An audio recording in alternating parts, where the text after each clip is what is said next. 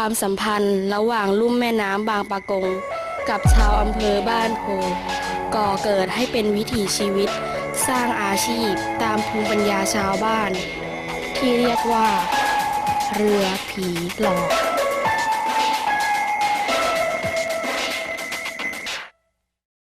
ทำไมเขาถึงตั้งชื่อเรือนี้ว่าเรือผีหลอกคะเพราะมันมีกระดานสีขาวตอนที่เราพายเรือเนี่ยปลามันจะตกใจสีตรงนั้นแล้วมันจะโดดขึ้นเรือมีโบราณเขาก็เรียกว่าเรือผีหลอกให้กันเหมือนกับมีอะไรมาหลอกให้มันขึ้นมาบนเรือเนี่ยแล้วเกี่ยวด้วยไหมคะกับบรรยากาศที่เราพายกันในคืนเกี่ยวเพราะว่ากลางวันแสงสว่างมันมากปลามันจะไม่ตกใจกับกระดานสีขาววันนั้นต้องใช้เวลากลางคืนเรียนมือแต่ก็สามารถพายกลางวันได้ใช่ไหมคะกลางวันก็พายได้แต่ว่ามันได้น้อยเหมือนกันในคุ้มกับการที่ว่าเราเสียเวลาแต่กลางคืนจะได้เยอะเพราะป่าเราตกใจสีกระดานนั้นแล้วเราอยากทราบว่านะคะเรือผีหลอกเนี่ยเราพายได้ทุกช่วงหรือว่าเราจะพายได้เป็นแค่บางช่วงเท่านั้นนะคะพายได้ทุกช่วงแต่ว่าจะพายได้มากตอนที่เดือน12เดือน11เดือน12คือปลาจะลงรวมแล้วก็ปลาจะลงรวมช่วง11 12มันจะเริ่มหนาวนะแล้วก็ปลาจะรวมคือถ้าพายเนี่ยช่วงนั้นปลาได้เยอะ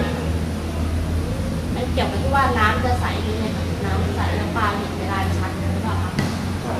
เพราะน้ำก็น้ำมันใสปลาเราพายไปปลาจะตกใจเลยแล้วเรือผีหลอกอะค่ะที่เขาบอกว่าเขาห้ามผู้หญิงนั่งจริงหรือเปล่าคะ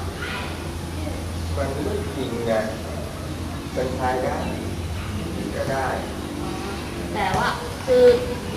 ห้ามผู้หญิงนั่งก็คือเขาไม่จะเป็นผู้หญิงนั่งได้แต่ว่าไม่ให้นั่งอาจจะเป็นเพราะน้ำหนักเกินอะไรประมาณนี้หรอคะส่วนนั่งน้ำหนักก็ได้นะแต่มันไม่เหมือนกับการพายเรือที่เราใช้คือใช้พายฝั่งริมเดียวแล้วมันกลางคืนหรือว่าถ้าจะใช้พายแล้วเรือผีหลอกมีนั่งได้แค่คนเดียวใช่ไหมคะ2 คนได้แต่ว่ามันคือคนอยู่หัวมันจะไม่ได้ประโยชน์อะไรไงมันต้องใช้คนเดียวส่วนมากจะใช้คนเดียวแล้วเรือผีหลอกอะค่ะที่เขาบอกว่าคุณพายเรือเนี่ยจะต้องมีพวกคาถาอาคมไว้สำหรับเรียกปลาจริงหรือเปล่าคะไม่จริงหรอกคือปลามันตกใจกระดานแผ่นนั้นมันไม่จะโดนเข้าเรือมันมีไม่ใช่ว่าต้องมีเวทมนต์อะไรการประกอบเรือผีหลอก 1. นำไม้กระดานหลอกมาติดข้างเรือเพื่อไว้ใช้ในการหลอกปลา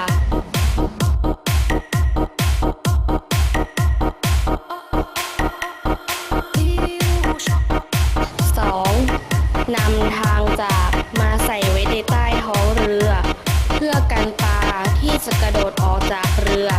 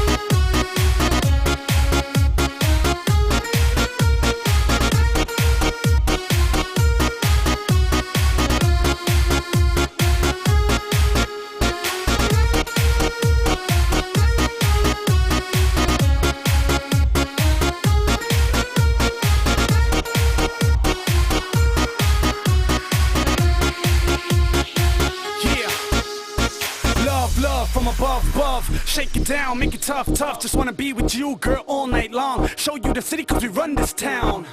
Show you how I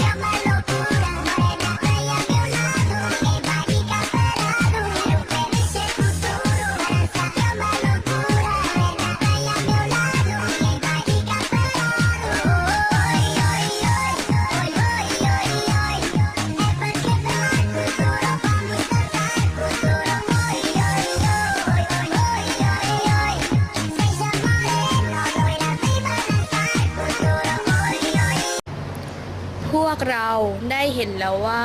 เรือผีหลอกเป็นส่วนหนึ่งของวิถีชีวิตของชาวอำเภอบ้านโพที่ใกล้จะสูญหาย จากความเจริญที่พัฒนาเข้ามาในอำเภอบ้านโพทำให้ส่งผลกระทบมากมาย ทั้งระบบนิเวศสิ่งแวดล้อมของแม่น้ำบางปะกง แม่น้ำบางปะกงมีความสกปรกป่าชายเลนแถบแม่น้ำบางปะกงก็ถูกรื้อถอนทำให้วิถีชีวิตของชาวลุ่มแม่น้ำบางปะกงต้องเปลี่ยนไป แล้วทุกๆคนเคยคิดหรือไม่ว่า ต่อจากนี้ไปพวกเราจะเป็นเช่นไร